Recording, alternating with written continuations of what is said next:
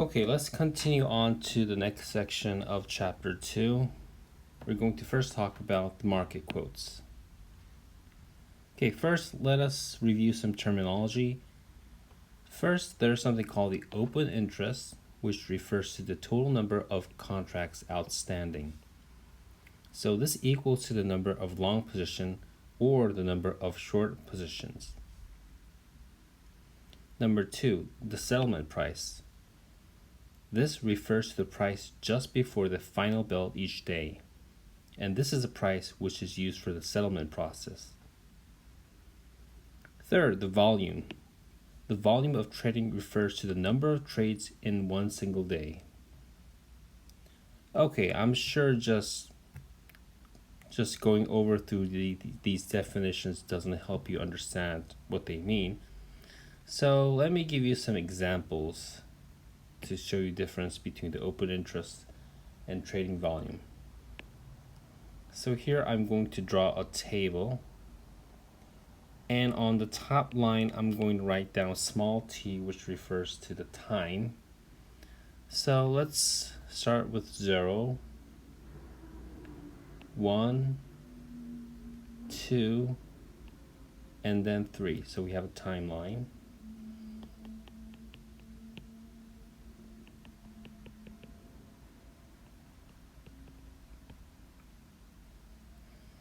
Okay, so initially I'm assuming that there's two parties, A and B. So this is the initial setup. And then I'm going to look at the volume, which is equal to number of trades. And also the new terminology we learned today, which is open interest.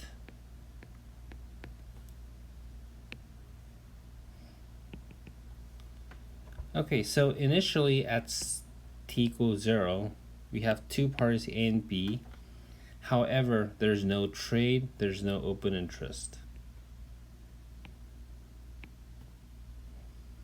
Next, at t equals 1, let's say parties A and B enter into a forward or futures contract. So let's say we have A and B, and I'm going to refer to plus over here, basically meaning that A entered into a long position and that B entered into a short position. Basically, this is a zero-sum game, so we have a single trade. Therefore, volume, or the number of trades, is 1, and therefore open interest is also 1. Remember, open interest refers to the total number of contracts outstanding. So as of this point in time, t equals 1, we now, after this trade has been executed, we have one contract that is open, or one contract that is outstanding. Okay, at next point, t equals 2. Let's see what happens. Let's assume that this A and B, they initiate another contract. So let's say, remember, they used to have the single long-short contract outstanding. Let's assume that A enters into another long position. And now we have a B, which has another short position. So at t equals 2, we know that the volume at this point in time, t equals 2, is 1, since a single additional trade has happened at this point. However, if you look at the open interest, or the number of contracts outstanding, it's actually 2, right? Finally, at t equals 3, let's assume that we still have parties A and B, and they used to have two contracts outstanding, right? However, let's assume that A now entered into a short position with B. And now you can see the consequences that the long short position has been canceled out, and therefore the volume is also 1, but now the open interest, or the number of contracts outstanding, is just down to 1 again. So basically this gives you an example of the relationship between the volume and open interest. And one important takeaway is that a single trade can cause not only a positive 1 change in open interest, but also may cause a negative 1 change in open interest. Remember when we went from t equals 0 to 1, we see that a single trade caused a +1 change in open interest. That's what we saw over here, right?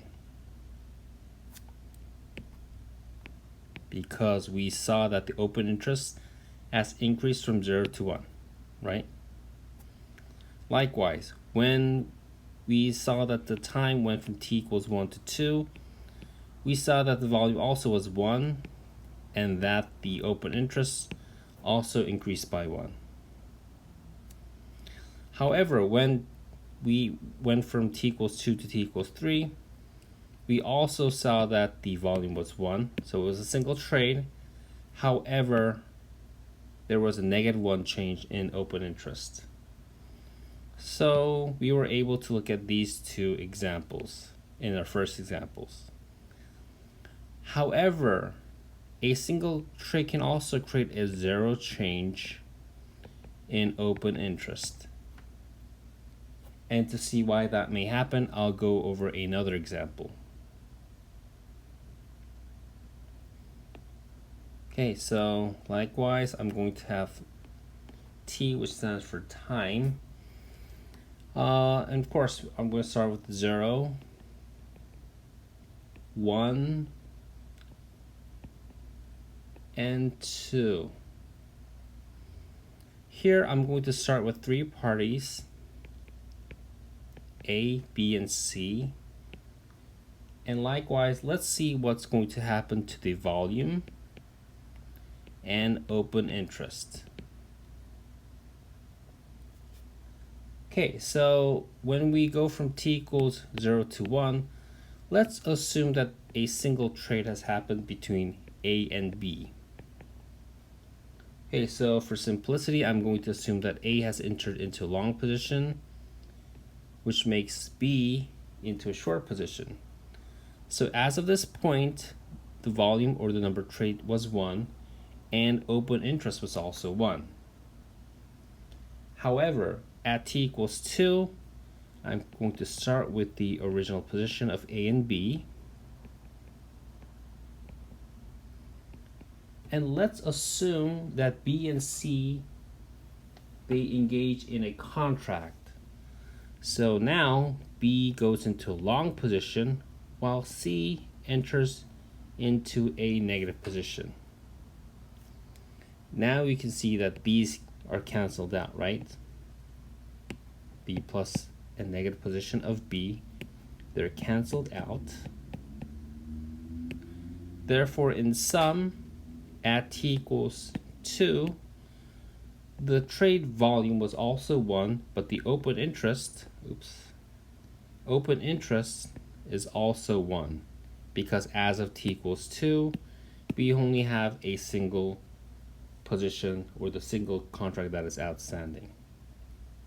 So this is example of the third case.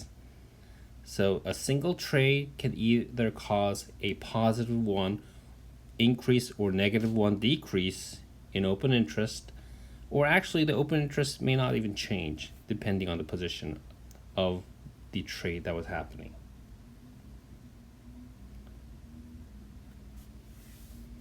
Okay, some key points about futures. Remember, they're settled daily, And closing out a futures position involves into entering into an offsetting trade. So that refers to this example of B, right? B had a negative position, but as he went into a positive position with another party, you can see that B's position was canceled out. So he was able to close out his position. And final key point about futures: most contracts are closed out before maturity. Okay, let's go some examples about some crude oil trading that happened as of 2010, May 26th. Okay, so first there are different types of prices. Basically, there's an open price and a settle price. So they refer to the opening of the market and the closing of the market. And of course, high-low refers to the intraday high and low prices as of this specific date. And for the specific date, they have multiple maturities. So in 2000, May 26th, they were trading their multiple contracts. Since this is a futures, each contract must be somehow specified in a way that's standardized. So they're consumers or they're traders who wants to trade on the July 2000 maturity. There's some other traders who wants to trade on the August 2000 maturity, crude oil, and so forth. Okay, so basically change refers to the daily change in the settlement price. And last two, the volume and open interest. Basically, these were the concepts we talked about in the previous slides. And the reason that the volume and open interests are important is basically liquidity. So liquidity itself is a very vague concept, but we can say that the volume or the open interest are both proxies for this thing called liquidity. And let me give you a simple example of what I mean by liquidity. Of course, there are multiple dimensions. Liquidity itself is a very complicated concept, but I hope this example may help you understand what that means. Okay, so in our example, let's think of something called the used car market. Basically, you probably know what I mean by used car markets. Let's say you have a Hyundai Sonata, right? It's a very old car. And let's say you have the 2010 model. So basically it's an old car, but the advantage is that it's very well known and there's both a lot of supply and demand for it. That means if you went to the car dealer, used car dealer, and say, hey, I want to buy a Hyundai Sonata 2010, maybe he'll give you a price like this, $11K US dollars. So basically that's his asking price. So this is something called the ask price. So that means if you want to buy this Hyundai Sonata 2010 right away, you basically have to pay 11,000 US dollars to him and he will be able to deliver it to you. However, the minute you buy it from him and the minute the document has been signed, let's say you change your mind, and as long as he doesn't offer you a refund policy, he'll give you a different price. Let's say 10,000 USD. And that is referred to the bid price. And think of this as this price that when you sell your used car to the dealer, to the exact same dealer, so although he sold it for you for 11K, if you want him to buy it back from you, of course he's going to buy from a lower price, right? He's going to bid a lower price for it. And why is there a price difference? Well, because used car dealers, they have to make a living, right? Used car markets, they operate on real estate. I'm sure dealers have to get some commission and so forth. So there's something called a bid-ask spread. So in this case, it's the difference between the ask price and the bid price, and that is exactly 1K or 1,000 US dollars. Now, since we were talking about a used car, and first I was talking about a very popular or a car that's very common, let's talk about another extreme example. So let's say you're looking at some kind of a, I don't know, let's say Porsche. Okay. Porsche, so, I don't know. Do they call it Cayman? I'm sorry if the spelling is wrong with something like this. Okay, assume there's another car, Porsche Cayman, and let's say it's a 2017 model. Of course, not only is this car much more expensive than this one, so even in the used car market, it's going to be much more expensive. So let's assume that it sells for about, let's say $60,000. And exactly this is going to be the ask price. So if you want to buy a Porsche Cayman 2017, guys, if this is a totally off price, please, this is just an example. Well, now you know that I'm not such a big expert on car prices. Okay, now for the bid price, let's say it's about $50,000 USD. So this is going to be bid price. So this is just hypothetical numbers. But in this case, the spread, the bid-ask spread, is $10,000, right? So you see the difference? In our Sonata 2010, this bid-ask spread was 1,000, and this was, roughly like 10% of the car price. But in the second case of the Porsche, $10,000 was roughly 20% of the car price, right? So in essence, this is what liquidity aims to describe.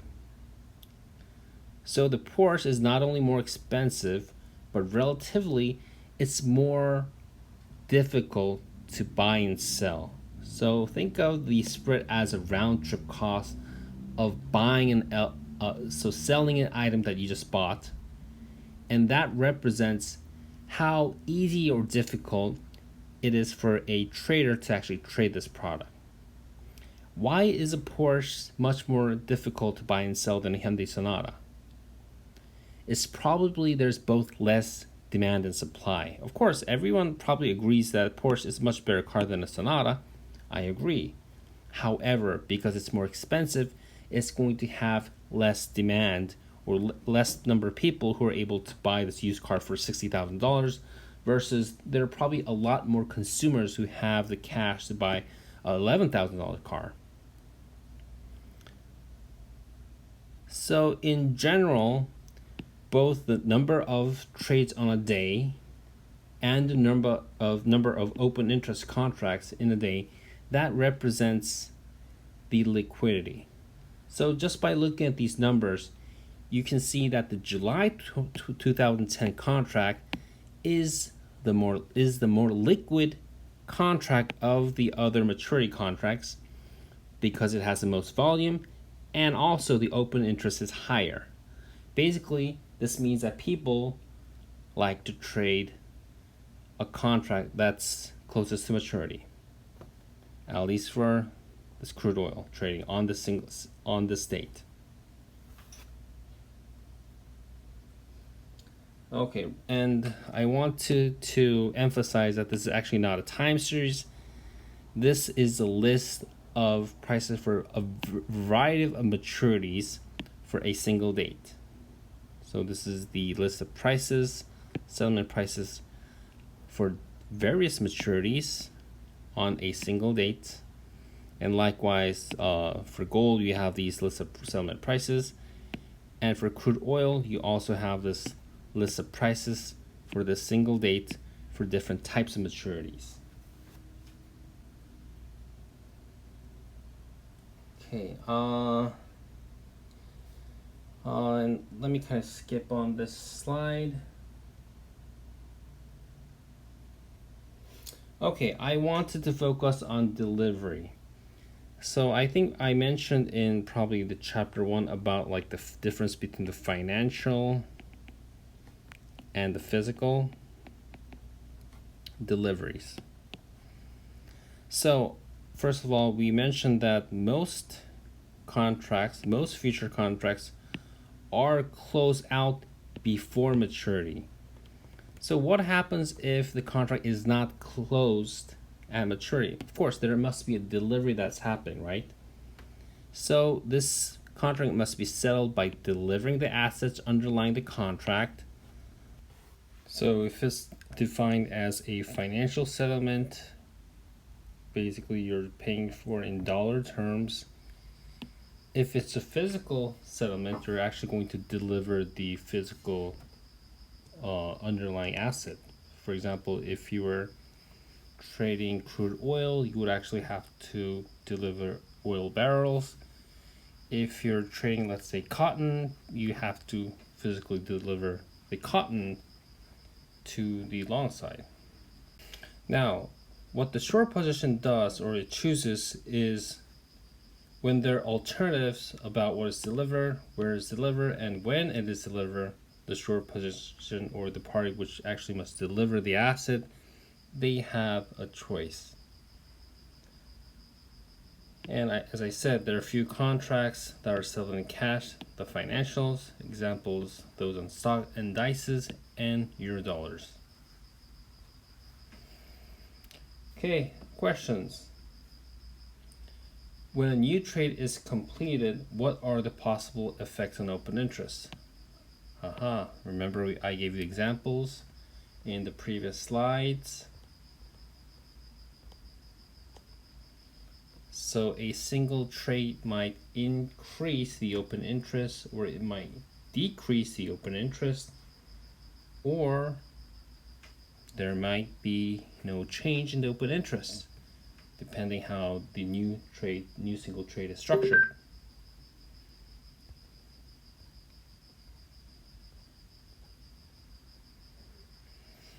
Number 2, can the volume of a trading in one day be greater than the open interest?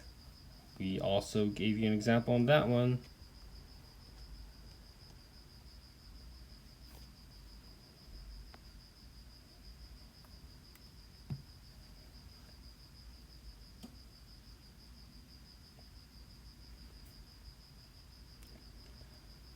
Basically, if you combine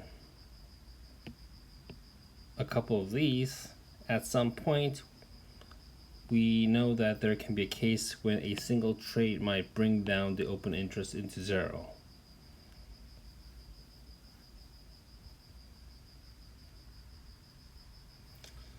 Okay, now let's talk about some types of orders.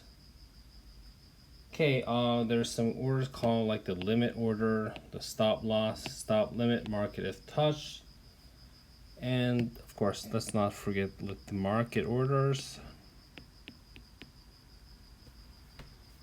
Of course, and there are other types like discretionary, time of day, open, fill, or kill.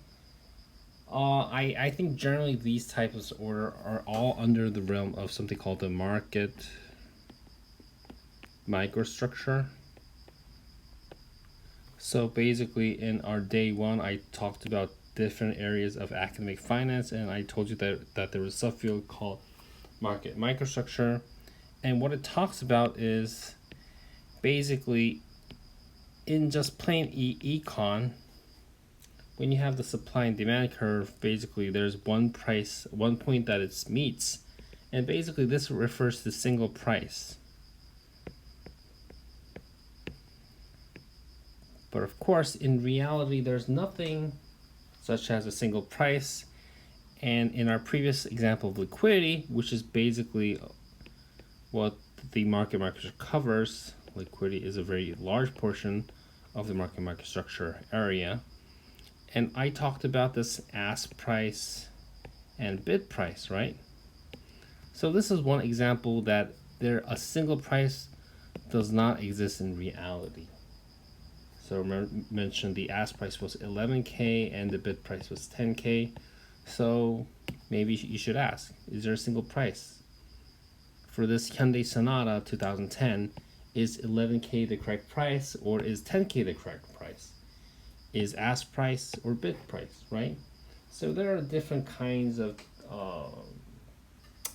things we talk about in this basic market structure, and all these types of orders fall into that realm. These are very market specific.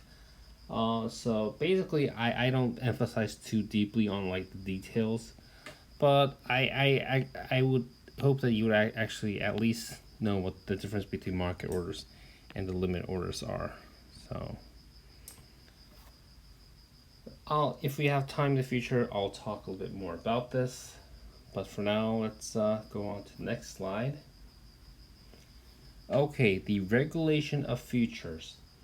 So generally, for the stock market in the US, the Securities and Exchange Commission, known as the SEC, they're in charge of regulating. But the futures market is primarily responsibility of the CFTC, or the Commodities Futures and Trading Commission. By the way, the SEC is Securities Exchange Committee. And so what the regulators try to do is they're going to try to protect the public interest and hopefully prevent some questionable trading practice to protect public interest. Okay, about the accounting tax. Of course, ideally, hedging profits should be recognized at the same time as losses on the item being hedged. So basically that means mark-to-market basis. And roughly speaking, this is what a lot of countries, including the US, are attempting to achieve. But that's what they're trying to do. In reality, of course, there's some limitations to that. For example, I guess one example would be like what happened during the 2008-9 crisis. And although we have a separate chapter for that, the chapter 8 is dedicated to this whole thing. And if we have time, I would like to talk a little bit about this chapter 8 and the whole crisis, because it changed a lot of things, not only in the financial world, but it has a lot of implications throughout the economics and the government planning and so forth. But especially on this this notion called market to market basis. What happened during the 2008 crisis created a lot of controversy, because we know that there's firms like the AIG, which essentially went bankrupt during the crisis. A lot of it had to do with basically their position on the credit default swaps and counterparties like Goldman Sachs. And there was a lot of back and forth fighting against these big corporations about the CDS and the valuation of the CDS that the AIG were issuing. And so basically their counterparties like Goldman Sachs, they were kind of nagging over the valuation and how much additional collateral that the AIG has to post. And a lot of people think that that was like the final bullet that pulled the trigger to AIG's demise, basically. Okay, and I'm gonna come back to this if we have time and talk about all these issues like market-to-market basis in chapter 8.